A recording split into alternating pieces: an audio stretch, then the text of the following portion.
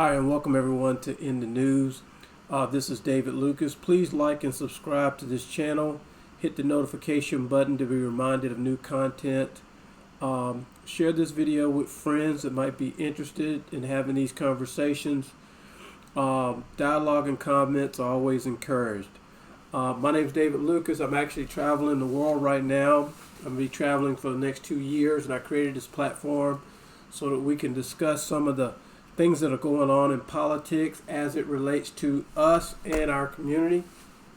Today I'm bringing you what hit the news a couple of days ago with an incident with Michael Flynn. I wanted to remind you who Michael Flynn is. Michael Flynn was convicted for lying to the FBI during the Russia investigation. A lot of things went on there. He confessed. He was brought to justice. He was tried. He was convicted in the courts.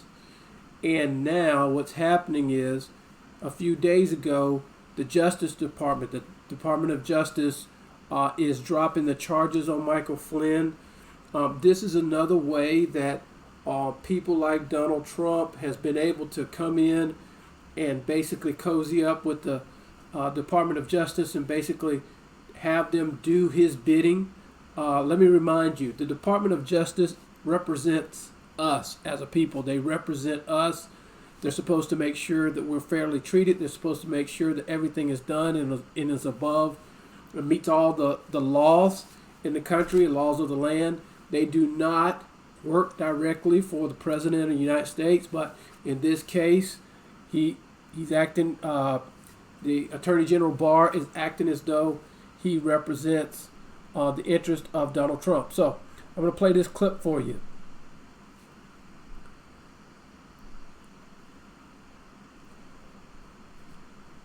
CNN's Sarah Murray joins me now.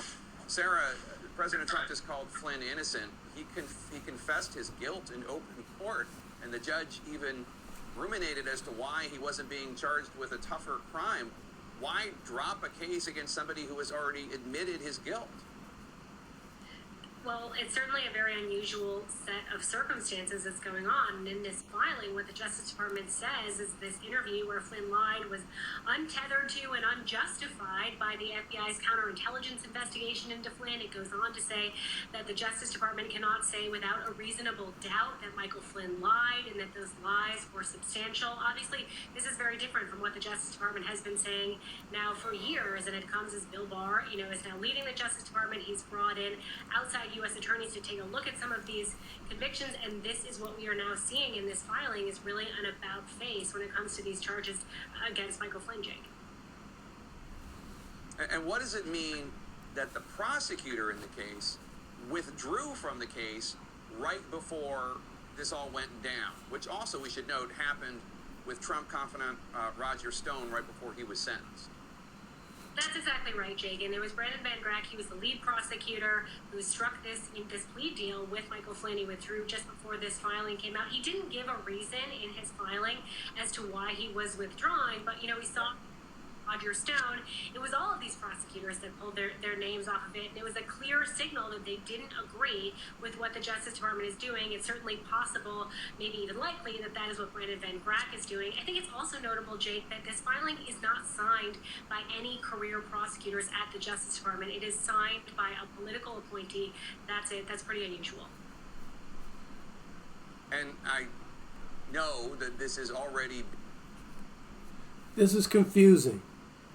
This is confusing because in a situation like this, it is a complete debacle to have the Justice Department handle this the way that they are.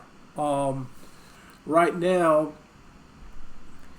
it's looking as though Bill Barr has just basically, I don't know what they're doing. I don't know if they're threatening these attorneys or whatever, but basically the prosecutors that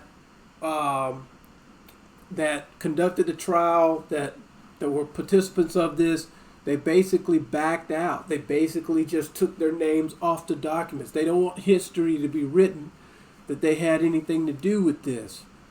This man has been charged as a criminal.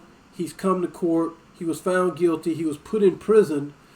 And now the Justice Department says, no, we're just going to drop the case.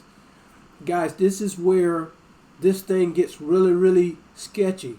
This is where Donald Trump and his administration and the people that he's cozied up to, he has relationship with, he's acting as though he's a dictator. He's above the law. He's acting above the law. That's what this means. It means that whatever law there is, he trumps that, literally. He has the people in place to where they can break with the courts. They can just say, no, we're not going to prosecute these people. These people are innocent. I'd like to know what you think about that, because these things are the types of things that's been going on for a long, long time. And now it's obvious. They're doing it out in the open. They don't really care anymore. They don't care about what the people think. And these are the things that we need to talk about, because with the legal reality that we face in this country, if it's not about the people for the people, but instead it's about the president for the president, or and he has all these people in place who does his bidding, there's no checks and balances. That means that our government is not working. It's not doing what it's supposed to do. I'd like to hear your comments on that, what you think about that.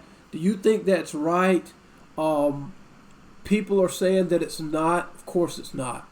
But what is your impression of this when you see that these people are abusing the American system the way that they are? I'd like to hear from you. This is David Lucas, and this is In the